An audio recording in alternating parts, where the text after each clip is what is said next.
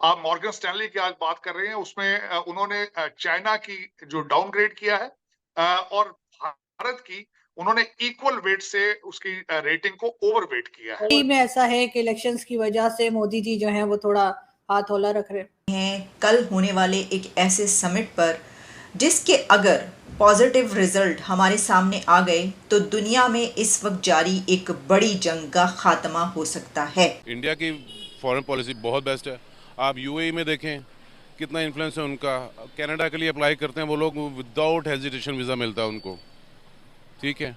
और पाकिस्तानी रगड़ते रहते हैं अपने आप को। 30 से ज़्यादा कंट्रीज पार्टिसिपेट करेंगे और ये समिट होगी यूक्रेन और रशिया के बीच होने वाली जंग के लिए एक peace formula, 10 points peace formula जो कि जेलेंस्की की तरफ से सामने आया है, उसको डिस्कस किया जाएगा। और उन्होंने मैक्रो इंडिकेटर्स थे उनके लिहाज से, उन्होंने बताया है कि इंडिया की जो ग्रोथ है वो 6.5% जाएगी और चाइना की ग्रोथ जो है 3.9% पे जाएगी। फिच जो कि ममालिक की और दूसरी इकोनॉमीज को एवेल्युएट करती है, उन्होंने अमेरिका की इकोनॉमी को डाउनग्रेड AAA से करके AA कर दिया है। यहाँ पे उनको शाख था जिसकी वजह से अमेरिकन बॉन्ड्स जो है उनकी वैल्यू नीचे जाएगी, उनकी मांग में कमी आएगी। तो मैं समझता हूं कि इस वक्त इंडिया की economy, no question about it, पहले तो वो बर्तानिया की इकोनॉमी को क्रॉस कर चुके हैं पहले, यही मोदी जी के सेकंड टर्म में।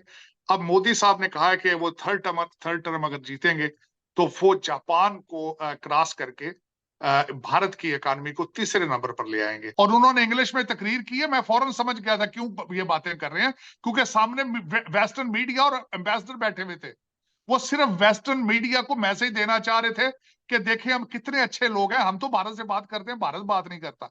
पहले माजी में आपका हमेशा ये रहा है कि जब भी आपने IMF से किस्त लेनी होती थी आप इस तरह की स्टेटमेंट छोड़ देते थे। शहबाज शरीफ साहब का तो पोर्टफोलियो ही नहीं है डिफेंस की चीजें बात करें। ये बात स्टेटमेंट तो आनी चाहिए थी आर्मी चीफ साहब के हवाले से कि हम हालात ठीक करना चाहते हैं। उनका उनका क्या पोर्टफोलियो है कि वो बात करेंगे हम भारत से। आप पहले भी हो चुका है कि वो स्टेटमेंट कुछ देते हैं, एस्टेब्लिशमेंट की स्टेटमेंट बाद में चेंज हो जाती है। इंडिया जब भी किसी से काम करता है तो अपने टर्म्स पर करता है। यहाँ पे जिस तरह देखा जाए वो रशिया से तेल ले रहे हैं लेकिन अपनी टर्म्स पर ले रहे हैं। उसके साथ साथ उन्होंने अमेरिका के साथ उनका रिलेशनशिप है, वो भी अपनी टर्म्स पर है। अमेरिका ने उनको नेटो की मेंबरशिप ऑफर की थी, उन्होंने रिफ्यूज किया क्योंकि उन्होंने कहा था मैं सूट नहीं करती। तो मैं ये समझता हूं कि भारत की तरक्की का एक सीक्रेट भी यही है कि वो सेल्फ रिलायंस और अपने इन्हीं चीजों की वजह से आगे ग्रो कर रहे हैं। इसका इसका सबसे बड़ा सीक्रेट नेशनलिज्म है। भारत ने या भारत के लोग जो उनके टेक्नोक्रेट हैं, उन्होंने अमेरिका को इस तरह जकड़ लिया है कि अमेरिका अब भारत की मर्जी से उनकी इजाजत के बगैर आपसे बात नहीं करेगा। They are in their camp. उन्होंने जो उनके टूटे फूटे राइट्स वो समझते हैं, उनको बावर करा दिया गया है कि चाइना के खिलाफ अगर कोई भी आपका दुनिया में साथ दे सकता है तो वो भारत है। आपकी 3 पार्टियां इस वक्त टूटी फूटी पाकिस्तान में, तीनों आपकी एस्टेब्लिशमेंट के पेट से पैदा हुई हैं, तीनों की तीनों। ऐसा ही कौन सा लीडर कहां से आएगा? 76 साल लीडर नहीं आया, 76 साल और वेट करेंगे हम। और सबसे बड़ी बात आपको मैं बताना चाहता हूं, पाकिस्तान अब आप बहसीत ये जंग कोई रुकवा सकता है या रशिया और यूक्रेन के बीच कोई टॉक्स करवा सकता है, कोई पीस फार्मूला सामने आ सकता है, तो वो सिर्फ और सिर्फ इंडिया है। और इंडिया की तरफ से इस हवाले से इसके ऊपर आवाज़ भी उठाई गई। इंडिया की तरफ से ये कहा गया, हमारे हमसाया मुल्क भारत के प्राइम मिनिस्टर नरेंद्र मोदी साहब की तरफ से भी कई फोरम्स पर यह बात की गई कि हम दोनों कंट्रीज़ के बीच मीडिएशन करवाने के लिए तैयार हैं। लेकिन अब हमें ये पता चल रहा है और ये खबर सामने आई है कि 2 दिन पहले से ये खबर सामने आ रही है कि अब सऊदी अरेबिया ये समिट होस्ट कर रहा है।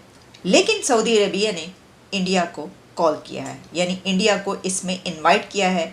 और ऐसा ही लगता है कि सऊदी अरेबिया भी इंडिया की तरफ ख़ास तौर पर देख रहा है कि इस समिट के दौरान अगर दोनों मुल्कों के बीच कोई पैचअप या पीस प्रोसेस की बात होती है तो यकीनी तौर पर इंडिया इसमें सऊदी अरेबिया के साथ मिलकर बहुत अहम रोल प्ले कर सकेगा और करेगा। इसकी वजह क्या है? इसकी वजह आप जानते हैं कि इंडिया एक ऐसा कंट्री है इस दुनिया में कि जिसकी पॉलिसीज़ तमाम कंट्रीज़ के साथ हमें न्यूट्रलिटी की बेस पर नज़र आती हैं। अगर आप देखें कि ये जो नॉन अलाइनमेंट की पॉलिसीज़ हैं इंडिया की, इसमें जहां एक तरफ वो वेस्ट के साथ खड़ा हुआ नज़र आता है, तो वहीं पर रशिया के इंडिया के साथ जितने पुराने और गहरे रवाबित और ताल्लुकात हैं उस पे तो कोई दो राय नहीं है किसी की भी।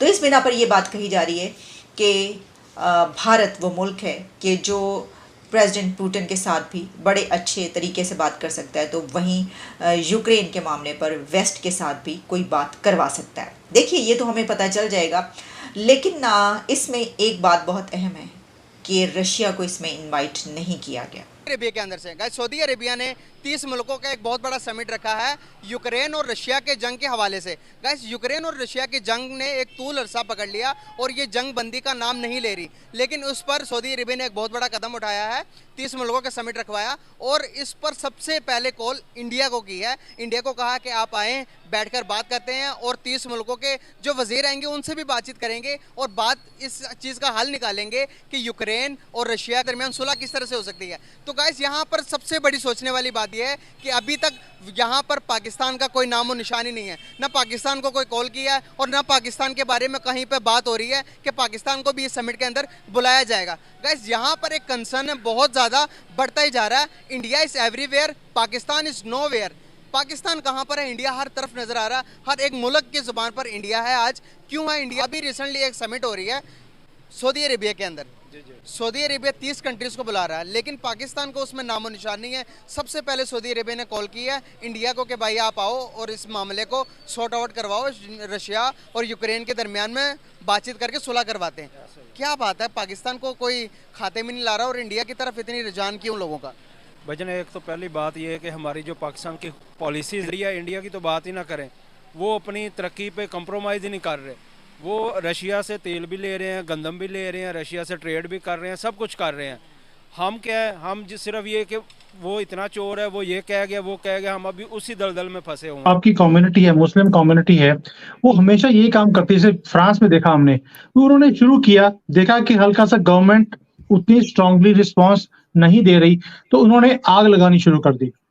तो ये पहले टेस्ट करते हैं कि कितना हमारे ऊपर अट्रॉसिटीज होगी। अभी जैसे मुहर्रम का टाइम था, दिल्ली में इन्होंने पत्थरबाजी करने की कोशिश करी, तो दिल्ली गवर्नमेंट ने इमीडिएटली डंडा उठाया और इनका सॉफ्टवेयर अपडेट कर दिया सड़क के ऊपर ही, और ये भाग गए। उसके बाद कुछ भी हुआ नहीं। तो इनका सॉफ्टवेयर अपडेट करना पड़ता है। This we have understood one thing, कि ये एक कम्युनिटी है जिसको बार बार सॉफ्टवेयर अपडेट करो तभी ये ठीक होंगे।